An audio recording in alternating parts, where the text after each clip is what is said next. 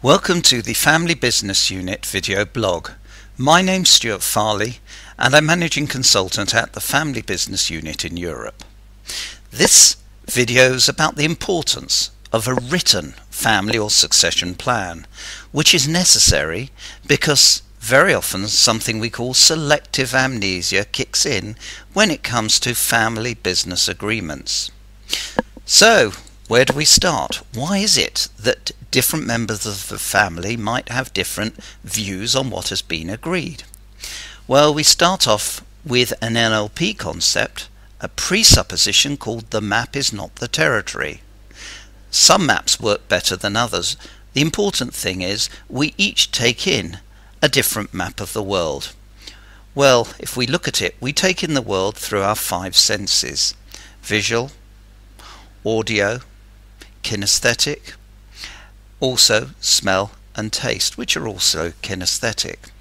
Though if we think about it, it's impossible to take in a real version of the world. We can only take a small amount from that. And before it goes in, we create a set of filters which distort, delete or generalize what we're taking on board in order to record it effectively.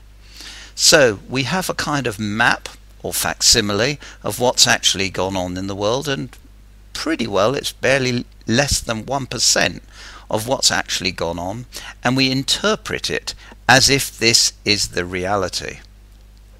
And as we each are very different, having different filters, deleting and distorting it in different ways, our maps will be different, our behaviors, beliefs, strategies, languages will be different. And this is sometimes construed as selective amnesia, even though to the individual they will be speaking the truth as they perceive it. This can cause a lot of frustration and misunderstanding. So when it comes to distorting, generalization and deleting, typically here's some pictures of what actually can go on.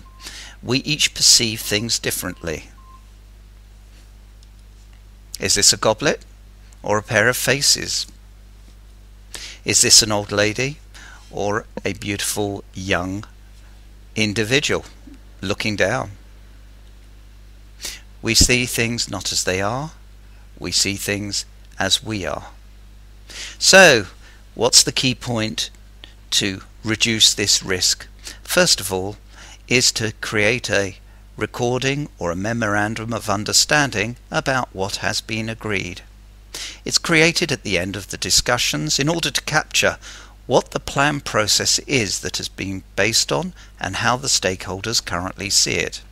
An important point to bear in mind is that you can't record all aspects of what's been discussed, and we shouldn't really try to do so.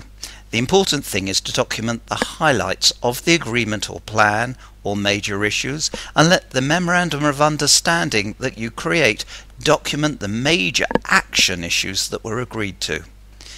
Taking the time when meetings have reached consensus to perform this one last step will eliminate a great deal of future confusion and will ensure that the plan you've reached today produces the desired future outcome. You can't solve a problem with the same mind that created it, according to Albert Einstein, which is why we at the Family Business Unit specialize in understanding these family business issues and are there to help facilitate a resolution. Thank you for joining us, and see you next time.